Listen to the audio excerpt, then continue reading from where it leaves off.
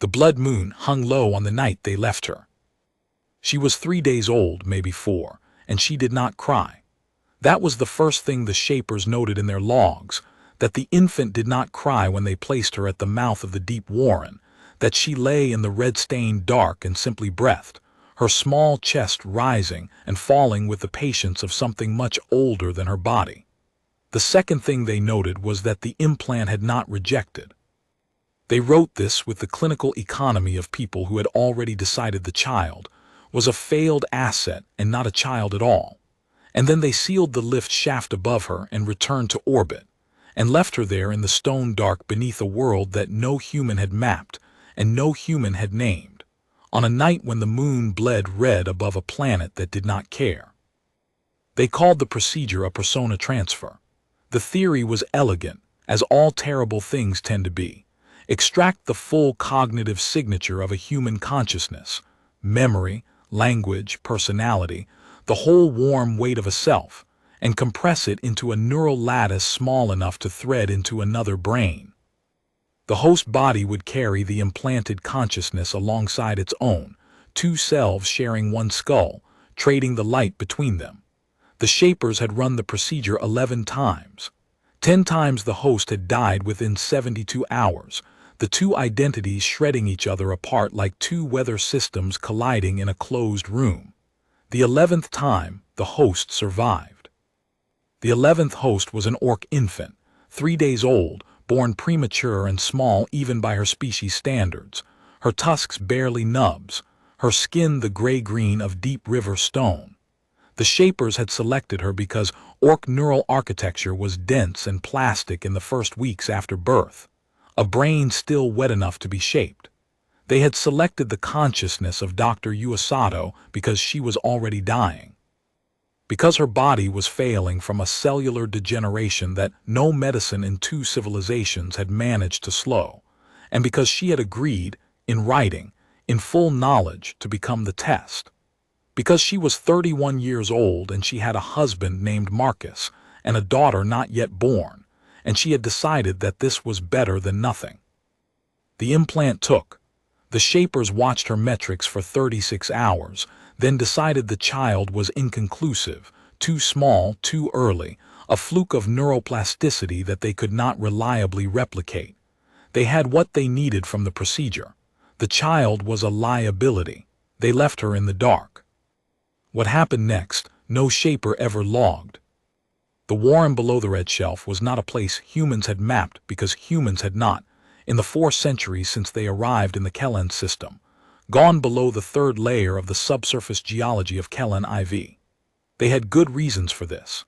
The things that lived in the deep rock were old in ways that resisted easy measurement, and large, and did not register on standard biosignature sweeps because their biology was built around chemistry that human instruments were not calibrated to recognize. They were not aggressive.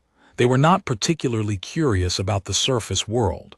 They were simply present, the way bedrock is present, the way deep cold is present, a fact of the place, ancient and unhurried. The eldest of them, the one the child would later call grandmother in the language she invented for herself from fragments of 2 tongues, found the infant on the first night. The creature's name, in the vibration language of the deep warren, was something like a sustained low note in the key of D, a sound that meant, roughly, she who was here before the surface cracked. She was 12 meters long and blind, her skin a pale mineral white, her body moving on dozens of articulated limbs that made no sound on the stone. She was older than the colony. She was older than most things. She found the child and she stopped. She was not a creature of warmth. She did not have the architecture for it.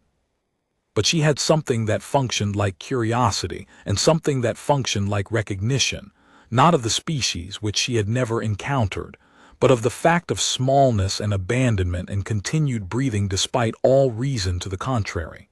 She lowered her massive head until it was level with the child. She breathed on her. The child blinked. She picked the child up, very gently, in a limb designed for moving stone, and she carried her down into the deep. The girl grew up in the dark. Not total dark. The warren was full of its own light, the bioluminescent patches on the deep dweller's skin, the soft mineral glow of certain rock formations, the blue-green shimmer of the underground rivers. It was a light that had no source you could point to and no shadow it cast cleanly, a light that seemed to come from the stone itself. And the girl grew up reading it the way surface children read sunlight, knowing without thinking what hour it was by the quality of the glow, knowing by the way the light shifted in grandmother's skin whether she was thinking or sleeping or in some third state that had no surface world name. She was small by Orc standards. She stayed small. The deep dwellers called her something in their vibration language that translated, roughly, as the one who speaks with her mouth, which was a distinction that needed making, because they themselves did not speak with their mouths, and neither did any creature in the deep warren, and the sound of her voice when she first learned to use it had caused 3 of the younger deep dwellers to retreat for 6 days in what the girl interpreted as alarm and later understood was closer to awe. She had a voice. She used it to make sounds that were not vibration and not stone and were, as far as the deep dwellers were concerned, a kind of impossible magic. She learned to speak in pieces. The deep dweller vibration language came first, because it was everywhere, because grandmother taught it to her in the patient, unhurried way that grandmother taught her everything, by doing it slowly within her sight, until the doing became obvious. She learned to read stone the way the deep dwellers read it, pressure and temperature and the long memory of geological time written in the mineral layers. She learned to navigate the warren without light, by the feel of air currents and the echo of her own footsteps. She learned to be still for very long periods, which was a skill the deep dwellers had perfected over millions of years, and which she acquired imperfectly, but with what grandmother seemed to recognize as genuine effort. The second voice came later. She was 7, maybe 8. She counted years by the seismic rhythms of the deep rock, which corresponded to the surface planet's orbital period, even if she did not know this, when she first noticed that some of her memories were not hers.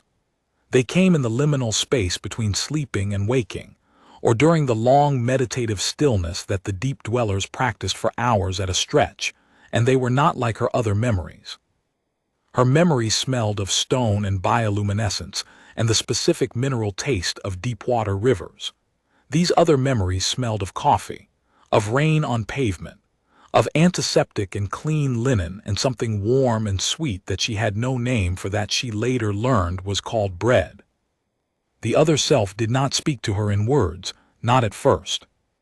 It was more like a pressure in a particular direction, like the way deep dwellers communicated preference, not language, just a lean, a weight, a tendency.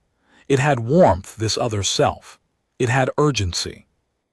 It had something she understood, even then, as grief, though she did not yet have a word for grief and would not for another 2 years, when she found the word in the wrong language, floating up from the other self like a fish rising to light. The Japanese word, natsukashii, for a longing for something you can no longer reach. She did not tell grandmother about the other self for a long time, not because she was afraid, but because she did not have the vocabulary to explain it, and because it did not feel like a threat. It felt like company. It felt like a hand on her shoulder in the dark. Marcus Sato had been looking for his wife for 9 years. He had been, before the loss, a moderate man, a xenogeologist attached to the Kellen IV survey team, careful with his data, patient with bureaucracy, the kind of person who brought spare socks on a 3-day expedition because you never knew. He was not the kind of man who pursued things past the point of reason. He was not the kind of man who filed 17 separate Freedom of Information requests against the Kellen Development Authority, or who learned enough interstellar law to threaten 2 sitting administrators with criminal liability, or who spent 8 of 9 years refusing reassignment and posting himself to the Kellen IV station on 2-year rotating contracts that were not designed to be renewed, and which he renewed anyway by a combination of genuine expertise and the specific stubbornness of a man who has nothing else to do with himself. He had known something was wrong within a week of Yua's supposed death. The death certificate listed cardiac arrest. Yua had been 31, with no cardiac history, and her last physical had been 2 months prior, and she had been fine. He had asked for the full medical record. He had been given a summary. He had asked again. He had been given the same summary. He had filed his first FOI request. The KDA had responded 14 months later with 17 pages of redacted nothing. He had a daughter now, born 4 months after Yua's death, healthy and loud and currently 8 years old and living with his sister on Kellen II while he kept his posting and kept looking. Her name was Hana. She had her mother's eyes, the precise dark brown of them, and the steadiness, the quality of attention that made you feel when she looked at you like the thing you were saying genuinely mattered. He called her every week. She asked him every week when he was coming home. He told her soon. He had been telling her soon for 6 years. The signal he found was not a signal anyone had been looking for. It was a harmonic anomaly in the subsurface seismic data, a pattern that repeated at irregular intervals, and which the automated analysis flagged as geological noise, and which Marcus, 8 years into reading Kellen IV's geological record, recognized as not geological. It was structured. It was subtle.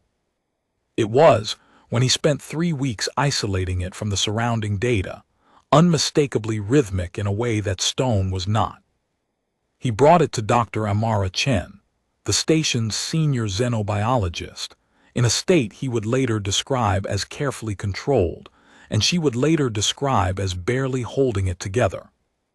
"This is a pattern," he said, laying the data out on her screen. "It's not random. Look at the interval spacing." She looked. She was quiet for a long moment. "Could be deep dweller activity," she said.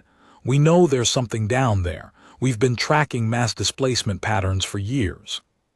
"The interval is 4.7 seconds, Marcus said. "Plus or minus a tenth for 6 months. That's not geological activity, Amara. That's a heartbeat." She looked at him. She had the expression of a person who was trying to decide how careful to be with what she said next. "I need a survey permit for subsurface level 4 and below," he said, before she could decide. "I know the KDA will sit on it for 18 months if I submit through standard channels. I'm asking if you'll costing it as a biological survey under the Xenobiology Annex of the Colonial Charter." "Marcus." The Xenobiology Annex bypasses KDA review. It goes directly to Colonial Science Authority. Approval turnaround is 6 weeks. "I know what the Annex says. Will you costing it?" She was quiet for a long time.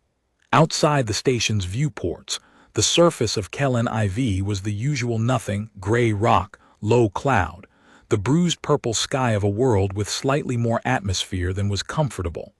She thought about what she knew about the subsurface biology programs, which was not much, which was itself suspicious given that she was the station's xenobiologist. She thought about Marcus Sato, who had been here too long, and who looked like a man carrying something he would carry until it killed him. "Yes," she said, "I'll costing it." The girl was 11 when the other self first spoke to her in words.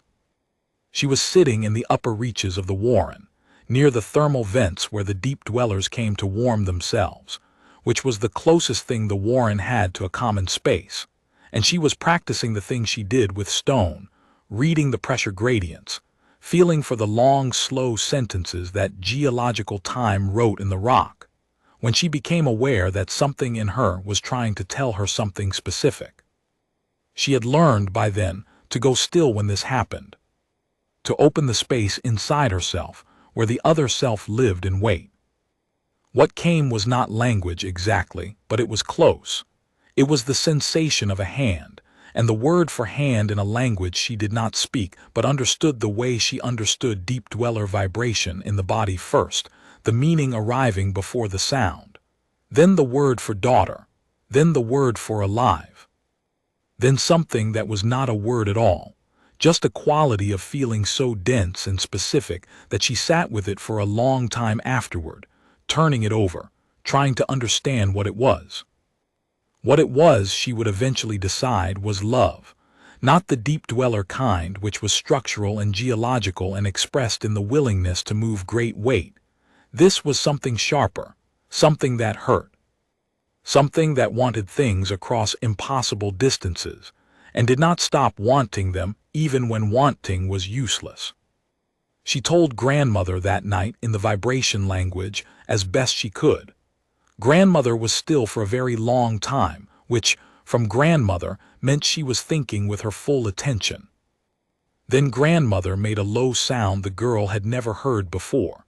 It was a sound that meant, in the vibration language, something like, "I know, I have been waiting for you to notice." The descent took 4 days. Marcus and Amara went down with a team of 3, SGT. Vi Nguyen, who had done more subsurface work than anyone on station, and who had the specific calm of someone who had been scared enough times that the baseline had shifted. A young technician named Deo who did not talk much and was very good with equipment, and a xenobiologist named Priya who had joined the station 6 months ago and who had, according to Amara, the best set of senses on the xenobiology staff.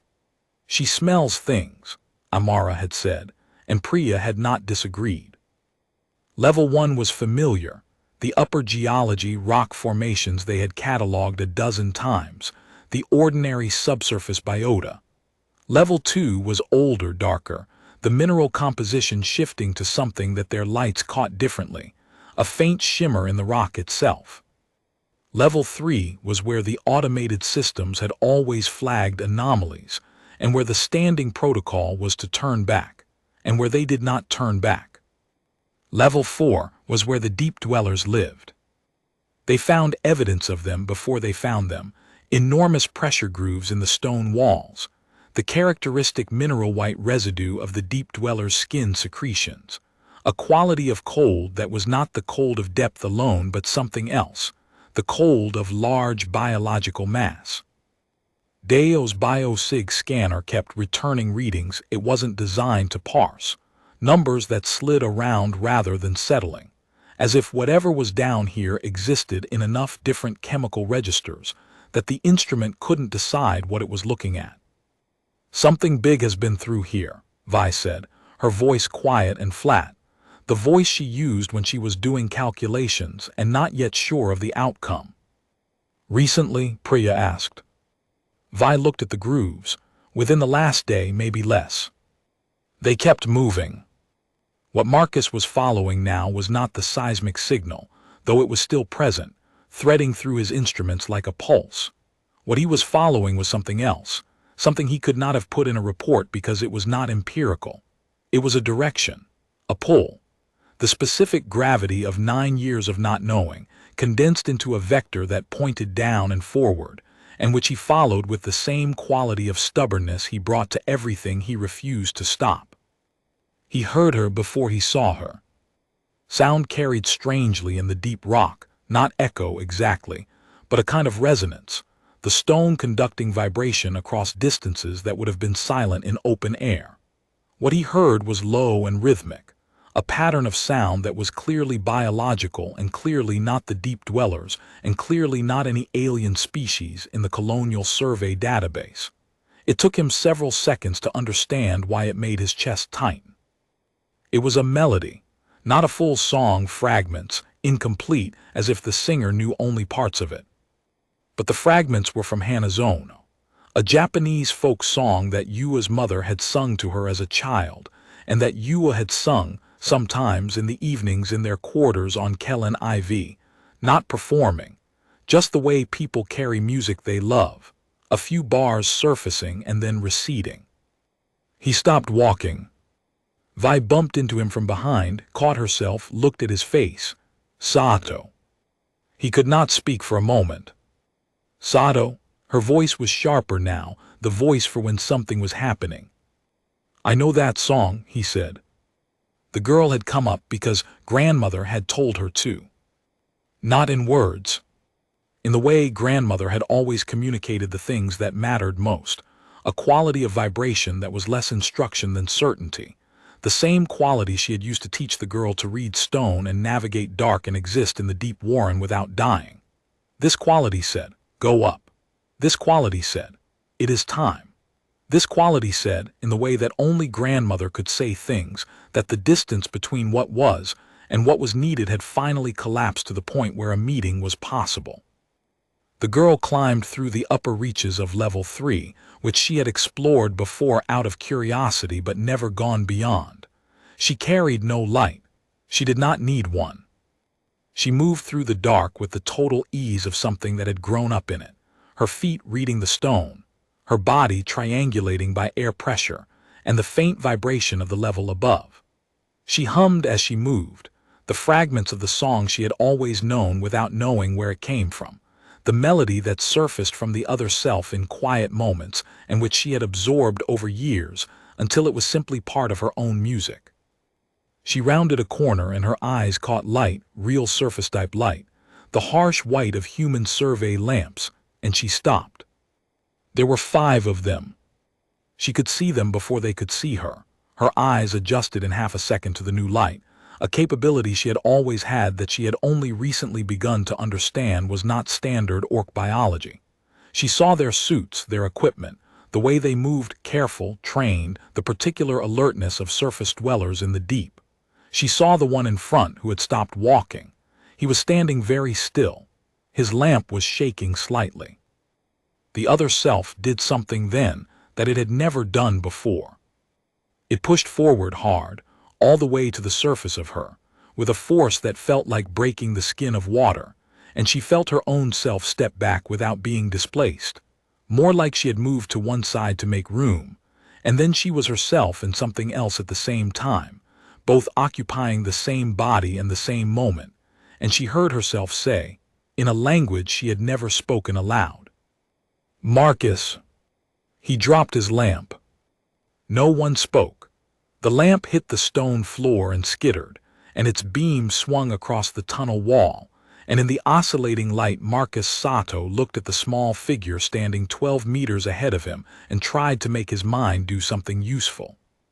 She was small for an orc. He registered distantly, smaller than the survey database averages, more lightly built. Faint bioluminescent patches on her skin that were definitely not in the database. Her eyes were catching the lamp light and holding it, reflecting it back with a peculiarity he had not seen in any alien biology he'd surveyed. Her posture was very still, the total stillness of a deep-worn creature, but her face was doing something that none of the deep-dweller biology literature had ever described as an orc capability, which was the specific complex expression of a person trying not to cry. "You," he said, and it came out wrong. It came out as something between a name and a question and a sound a person makes when they step on ground they thought was solid and find water. The small orc girl's face did the thing again, the complex thing, the human thing. "She's here," the girl said, in Japanese that had no accent of any place he'd ever been to. "She's been here. I carry her. She wanted you to know she is not gone." The tunnel was very quiet. Somewhere far below, a deep dweller moved through the dark, and the stone conducted its passage as a low, slow resonance that they felt in their feet and did not comment on. "Are you," he stopped, tried again, "are you both?" "Together," the girl said. "She's teaching me." "I'm teaching her." A pause, and he could see the quality of attention in her eyes shift, the way it shifted when someone is listening to something at the edge of hearing. She says to tell you Hana has her eyes." Amara made a sound behind him. He did not turn around. "She knows," he said. His voice was not quite working properly. "She knows, I told her." He stopped, looked at the floor, looked back up. "I've been looking for 9 years."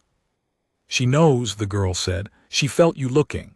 Another pause, that listening quality again. Then quietly, "She says you always brought extra socks." He sat down on the floor of the tunnel. Just sat down directly, with the gracelessness of a man whose legs have decided to stop cooperating, and he put his hands over his face. No one said anything for a while. Her name, she told them, was Myra. She had given it to herself at age 9, having decided that the deep dweller vibrational designation for her, however accurately it described her, was not pronounceable by her own mouth and did not capture what she thought of as the relevant things about herself. Myra was the other self's word. She had not known at the time that it was also a human name, or that it was the name Yua had chosen for the daughter she would never carry, the daughter that had instead grown as Hana from a stored embryo after Yua's supposed death. This information, when Marcus supplied it, produced a stillness in Myra that lasted several minutes, after which she said, in the flat, careful voice she was using for the things that were almost too much, "I have a sister. Biologically, technically. I have a sister," she said again, not as a question. He looked at her, this small gray-green person who was 11 years old and had grown up in the deep rock, and who hummed his dead wife's lullabies in a language she had never been taught, and said, "Yes." The other self was present. He could tell when it was present because something in Myra's face changed, became more settled, the way a room changes when someone who has been absent a long time walks back into it.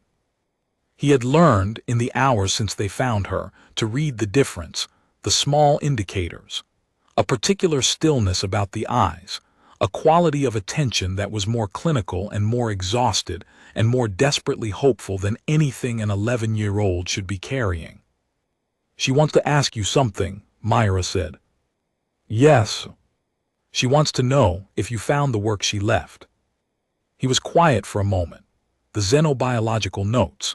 He had found them eventually, buried in a KDA archive that had been mislabeled as geological survey waste, 3 years' worth of research on Kellen IV subsurface biology, submitted off-channel, routed through a KDA contractor who had died of unrelated causes 8 months after filing them. He had read them so many times he could recite sections. He had used them, this past year, as his primary evidence in the case he was building against the KDA with the Colonial Science Authority. "I found them," he said. "They're part of the record.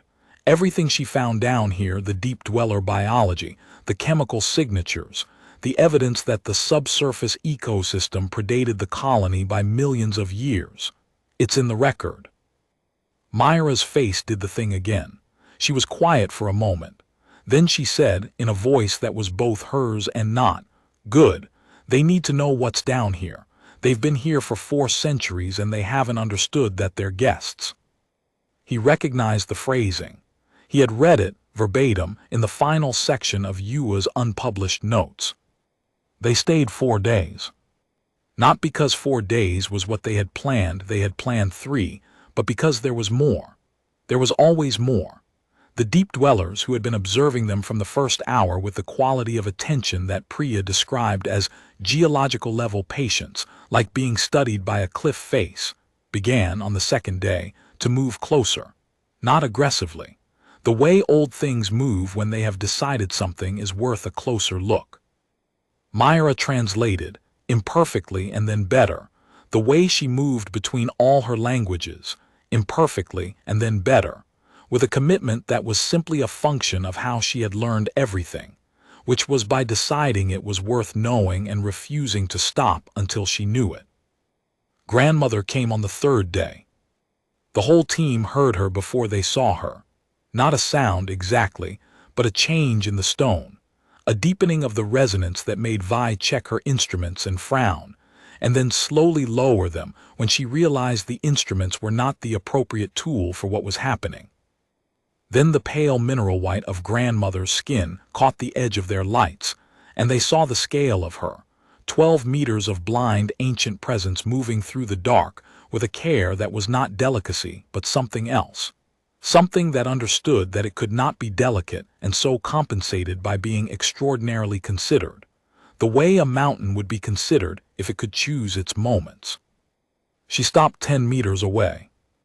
Myra went to her without hesitation and pressed her palm flat against grandmother's skin in the gesture the girl had explained meant, in deep dweller language, something between "I see you" and "I am still here." Grandmother lowered her head until it was level with Myra's and breathed on her, and the girl closed her eyes. Then grandmother turned her head toward the humans, and there was a long pause that had the quality of an assessment. Then she breathed on them too, all of them one by one, moving down the line with the patience of deep time. "What does that mean?" Deo asked, his voice lower than usual. "She's deciding if you're real," Myra said. "And?" Myra looked at grandmother and then back at the team. "She says you smell like the surface. Which means you're temporary." A pause. "But that's not an insult in her language. She says everything from the surface is temporary. It's not a flaw, it's just a category." "What category is she in?" Priya asked. Myra considered this seriously, the way she considered most things. "Old enough to be geological," she said. "She doesn't have a surface word for it." The KDA found them on the 4th day. They came down level 3 with 6 officers and 2 KDA legal representatives, and a document Marcus had been waiting for, the cease and desist claim against his Colonial Science Authority survey, citing unauthorized penetration of a restricted zone and potential contamination of a sensitive asset. The sensitive asset, it became apparent within the first 5 minutes, was Myra. The lead officer's name was Carver. He was the kind of official that the KDA seemed to breed specifically for difficult situations, which was to say he was pleasant-voiced and absolutely immovable, and he explained the situation with the practiced smoothness of someone who had explained situations like this before, and found that smoothness worked better than force in the first instance. "The individual you've encountered," he said, nodding toward Myra with the specifically neutral regard of someone who had decided not to acknowledge that she was a child, is part of an ongoing developmental study under the KDA's Xenobiological Integration Program. She was placed here under a valid research protocol 11 years ago. We are here to facilitate her return to the program." Marcus said, in a voice that sounded very calm to everyone present and was not calm at all. "She's 11 years old. She's a research subject. She's a child who has been living alone in the subsurface of a colony planet for 11 years because your program abandoned her. The program determined she was not viable at." "She is standing right there," Vi said sharply. There was a quality to Vi's voice when she used it like that that made most people stop. Carver was not most people, but he did pause. Myra had not moved during this exchange. She was standing very still, with the complete stillness of the deep warren, and she was watching Carver with the quality of attention that was not the other self's but was. Marcus had begun to understand, entirely her own, the kind of attention that had developed over 11 years of learning to read environment and intention from subtle signal. In a dark where missing a signal could mean something large and ancient had decided you were not real. "What happens if I don't go with you?" she asked. Carver turned to her. Something in his expression adjusted, the way a person's expression adjusts when they realize the variable they weren't accounting for has begun to account for itself. "The program has rights of custody."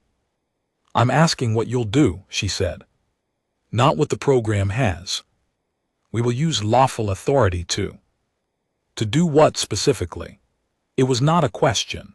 It was the deep dweller approach to certain kinds of communication, not interrogation but pressure, the kind of quiet insistence that can wait as long as stone waits. Carver was quiet for a moment. "To take you back," he said finally, "the program needs." "The program took my mother," she said. "Not in the way you're meaning it, the woman whose consciousness they recorded was not my mother. But the program took her and they used her, and when they were done with her they left what was left of her in the dark and called it a failed asset." She paused. The listening quality crossed her face. Then she said, in a voice that was both hers and not hers, carrying a precision that belonged to the other self, "I am also a xenobiologist. I was assigned to the Kellen IV survey team. My research is in your files under the name Uasato. I would like you to explain to me, under the Colonial Charter's xenobiological research protocols, What legal authority the KDA had to conduct non-consensual neurological transfer on a living subject, given that the consent form I signed was contingent on a therapeutic application and not a weapons development program? The KDA legal representative, who had been quiet, very carefully looked at the floor. Those are two separate, Carver started. Article 7, Section 4 of the Colonial Charter, Marcus said very quietly. He had been waiting, he realized, for this moment for 9 years, and it had arrived in the form of an 11-year-old orc girl in a subsurface tunnel on a planet whose depths humans had not understood for 4 centuries, and it was exactly as satisfying as he had imagined, and also nothing like what he had imagined. Neurological modification of a sentient organism without informed consent specific to the modification performed constitutes a Class 1 violation. The consent form Usato signed specified a therapeutic application. There is a copy of that form in the Colonial Science Authority record. I put it there 6 months ago. The KDA legal representative said, still looking at the floor. We would need to review. You have the review period under the charter, Marcus said, which is 90 days, during which under Article 7, Section 9, the subject of the alleged violation cannot be subject to detention or custody change. He looked at Carver. She stays here, or she comes with us to the station. Your choice, but she does not go with you today. There was a long silence. Somewhere below, grandmother moved through the dark, and the stone conducted her passage as a low, slow resonance that rose through the floor and through their feet and up into their chests, where it sat like a held note. Carver looked at Myra. She was still watching him with the same quality of attention, not hostile, not afraid, with the patience of something that had learned to wait in the dark for as long as waiting took. He left without her. She came up to the surface for the first time on a morning when the sky was the bruised purple that Marcus had learned to read as what passed for clear on Kellen IV, and she stood outside the station airlock in a suit that Deo had modified for her overnight, and she looked up. She had known the sky existed. The other self had memories of it, not Kellen IV's sky, but skies, the concept of sky, the open immensity of it. She had understood the sky intellectually. Understanding it and having it over her head were different things. She stood very still for a long time. The wind on the surface was low and thin, barely registering on her skin through the suit, but she felt it the way she felt all new information, completely, categorically, with the total attention of someone who had spent 11 years in an environment where every signal mattered. Then she looked down at the rock beneath her feet. I can feel it, she said. Through the suit, the deep resonance. She paused. Grandmother is 300 meters down. I can feel she's awake. Can you always feel that? Amara asked. When I'm paying attention. Another pause. She knows I'm up here, she says, the listening quality. She says the surface looks different when something she knows is on it. Different how? Myra thought about this for a moment, the careful, specific thinking of someone who respected the accuracy of translation and would not rush it. Inhabited, she said. The case took 2 years. It was not simple, and not fast, and there were many days in those 2 years that felt like moving through the kind of dark where your own hands disappear, days when the KDA's legal resources, which were considerable, seemed to absorb every piece of evidence and neutralize it, days when Marcus looked at the file on his screen and felt the thing that he had been holding at bay for 9 years press up against him and try to become despair. On those days, Myra sat with him. She had come up to the station to stay, not permanently. She went back down to the Warren twice a week, and grandmother came up to the boundary of level 3 on days when Myra was in the deep and seemed to want company, in the way that grandmother expressed wanting company, which was by being present and enormous and patient. But she was at the station more days than not, and she was learning the surface world with the same total commitment she brought to everything. And on the days when Marcus sat with the file and the weight of 9 years and could not move forward, she would sit next to him and not say anything useful and not try to fix it. The way the other self had learned, over years in the dark, that sometimes presence was the thing and not remedy. Hannah came to Kellen IV when the case reached the hearing stage. She was 9 years old, and she had her mother's eyes, exactly as Marcus had told Myra, and she stepped off the transport and looked at Myra with the direct, steady gaze of a child who has been thinking about this moment for a long time and has decided to be very precise about it. "You know her," she said, not a question. "Yes," Myra said. "Is she okay?" Myra was quiet for a moment. The listening quality crossed her face, not the other self taking over, but the two of them together in the particular configuration they had developed over time, the old grief and the new life sharing the available space without either one having to diminish. "She's been here," Myra said. "The whole time," she says, a pause. "She says she's been learning the dark." Hannah looked at her steadily for a long moment. Then she reached out and took Myra's hand, with the deliberate matter-of-fact quality of a 9-year-old who has made a decision and is executing it. "Come on," she said, "show me." The Colonial Science Authority ruled in favor of the plaintiffs on a Thursday, in the 42nd month since the survey team descended to Level 4, in a decision that cited 17 counts of charter violation, including 5 Class 1 violations under Article 7, and which imposed a restructuring on the KDA's Xenobiological Research Division, so comprehensive that it effectively ended the Xenobiological Integration Program as a functional entity. The decision included, in Section 43, a formal acknowledgement that the subsurface ecosystems of Kellen IV constituted a protected biome under Colonial Charter Article 12, on the basis of UASATO's unpublished research notes, which were entered into the record as the foundational evidence for the classification. The acknowledgement meant that no KDA program or colonial development project could touch the Deep Warren without going through a review process that Amara Chen, now heading the newly constituted Kellen IV Xenobiological Protection Bureau, had designed specifically to be rigorous. Marcus sat in the public gallery when the decision was read. Myra sat next to him, in the surface clothes she wore like someone who had recently arrived from somewhere and was not yet sure how much of the old place to put down.